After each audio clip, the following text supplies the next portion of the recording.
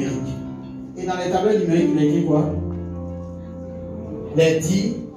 Donc ici on dit éducation par la foi et construction d'une nation à partir de 10 commandements n'existe plus. Et les 10 commandements fonctionnent comme un ordinateur. Il y a une partie comme ça. Le premier point, je suis l'Éternel, tu n'auras pas d'autre Dieu devant moi. Ça c'est ce qu'on appelle la fonction pilote. C'est la fonction qui contrôle tout. Et puis il y a 4 commandements à gauche qui parlent de Dieu et l'homme. Et puis il y a 6 commandements à droite qui parlent de l'homme et son prochain. Ça fait 1, 4, 6. Si tu prends 1, 4, 6 en mathématiques, il y a un triangle, tu te rends trouver un monsieur qu'on appelle Pascal. Maintenant, si tu prends les 10 commandements en hébreu, tu vas entrer dans les mystères de sciences pas possibles. Qui est prêt? Dans la prochaine conférence, on va voir que l'alphabet, ça c'est une bombe. Vous savez pourquoi les juifs sont un peu intelligents? Parce que l'alphabet, c'est les codes génétiques de la science de Dieu. Et dans l'alphabet hébreu, c'est pas une écriture, c'est une écriture de l'esprit. Donc quand il écrit comme ça bouge dans l'esprit, à la vitesse de la pensée de Dieu. Donc quand les juifs ils sont là et ils disent tous les jours, oh, c'est à cause qu'on leur dit, ils apprennent la Torah en 0 et 5 ans. Ça rend l'intelligence fertile, rapidement. Rapide. Un pasteur se commence à faire des problèmes. Prie. On raconte une histoire de la Bible en lisant tous les soirs. Et lit pendant un mois. La composition vient, la maîtresse se convainc. C'est pour nous expliquer ce qui se passe là. Il dit qu'est-ce qui se passe. Mais quand tu sais devenu deuxième là, quel est votre secret? Je le lis l'histoire de la Bible tous les soirs. Vous n'êtes pas un maître de maison parce qu'on peut utiliser ce maître là pour tous les maîtres ici, pour tous les enfants. Et il y a le maître, je lui ai lu une histoire de la Bible, ça fait utiliser son intelligence et tout s'est retrouvé. Alléluia. Amen. Raconter une histoire aux enfants, ça fait utiliser l'intelligence. Parce que la parole elle-même, dans son écriture, elle est vie. Voilà donc Moïse. Moïse, c'est les cadres de la loi. Et quand Moïse est descendu dans la montagne, lui n'est pas technicien, mais il a transféré la technique à qui? Comment s'appelle ce personnage? Oui? Bethsali. Prenons Exode 35. Exode 36. Bethsali avait 20 métiers dans sa poche. Il n'a pas prié à l'école. Il était habile quelque part. On dit qu'il était habile. Mais quand Moïse l'a prié pour lui, a prié pour qu'il soit rempli d'Esprit Saint et de sa... Je peux entendre l'Esprit Saint et de... Donc quand tu demandes le Saint-Esprit, il faut demander la sagesse. Il faut ajouter, il faut dire Seigneur, je veux la sagesse. Alléluia. Bethsali a fabriqué tout l'âge de l'alliance. Quand vous regardez les détails dans lesquels Dieu a donné à Moïse, c'est de la pure science. L'âge de l'alliance, les chérubins, les tailles, les formes, les distances, les tissus, la couleur des tissus, l'espacement. Waouh! Dieu lui-même, il est plus technologique. Donc si tu parles avec quelqu'un qui est toujours dans la technologie, qu'est-ce qui se passe? Qu'est-ce qui se passe? Tu deviens technicien. Voici la définition de la technologie.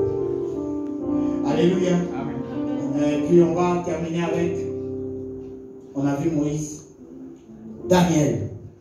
Mais je vais passer à Joseph. Vous savez ce que Joseph a fait? On dit qu'il y aura la famine. C'est pas ça? Bon, tout le monde connaît l'histoire de Joseph. Hein? On n'a pas besoin. Il a fait un rêve. Le pharaon a fait un rêve. Il a expliqué. Parole de connaissance. Maintenant, il a l'information qu'il y aura une famine. Maintenant, comment on va faire? La famine doit durer combien d'années? 7 ans. 7 ans. Ça va? Et l'abondance doit durer combien d'années? 7 ans. Et comment il s'appelle? Joseph décide de prendre 1/5 tous les 7 ans pour conserver. Mais je vous pose une question. Où il a conservé ça? Le blé là. Parce qu'il devait faire, comment on dit? Il devait conserver pour combien de temps? Pour 7 ans. Donc, est-ce que les magasins qui existaient là avaient la forme? Avaient la taille? Qu'est-ce qu'il devait faire? Il devait construire des infrastructures pour 7 ans. Qui ont des capacités plus grandes pour 7 ans. Donc, il a fait gestion de stock. Et il a fait infrastructure pour 7 ans. Donc, Dieu lui a donné des modèles d'infrastructure qui peuvent tenir sur 7 ans. Ça, c'est la sagesse de Dieu. Il ne demande pas à quel moment, bien sûr. pense à Dieu, puisque lui était le grand songeur. Donc Dieu par les rêves rapidement lui a dit tu vas faire comme ça, tu vas faire comme ça, tu vas faire tel plan. Donc il a déployé des plans pour construire. Donc il est devenu archi. À quel moment Joseph a été décrété architecte? Dans sa vie, là, il a été architecte. Un bon esclave, un bon fils berger, un bon esclave, un bon prisonnier, et il se termine par un bon architecte. Parce qu'il a reçu la technologie du ciel. Alléluia.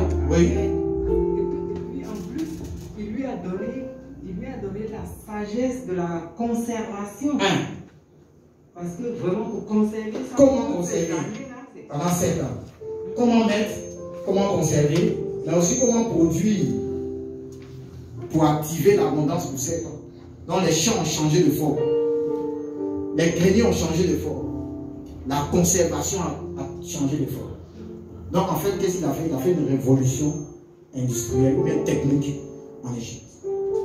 Il a changé la mentalité du travail de la terre, de la conservation de la terre, de la construction.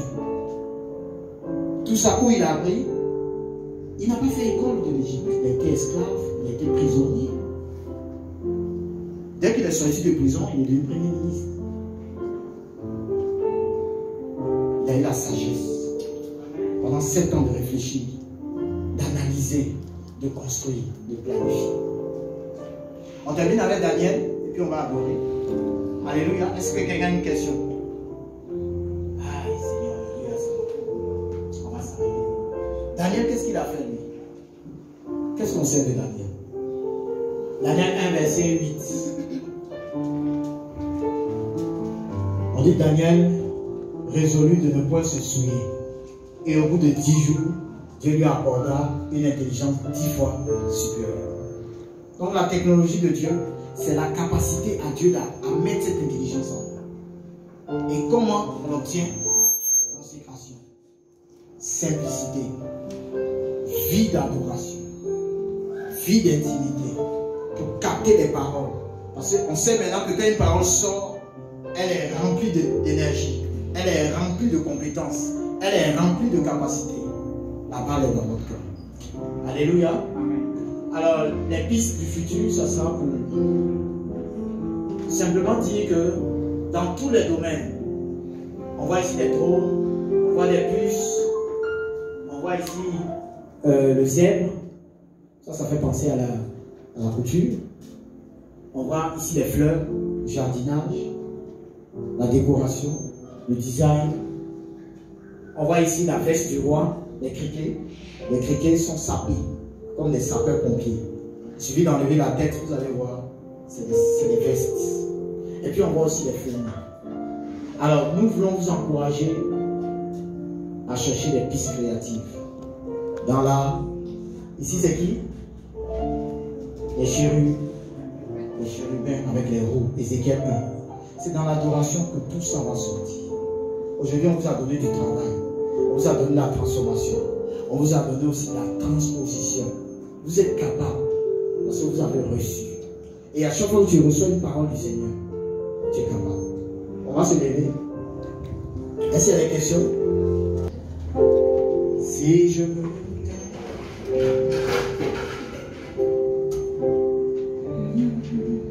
On va adorer le Seigneur. Quand tu vas commencer à lui dire merci, et tu commences à naviguer. Il faut te disposer. Le Seigneur t'a donné. Le Seigneur nous donne du travail aujourd'hui. Il nous donne la transformation. Comment le chocolat, comment le cacao.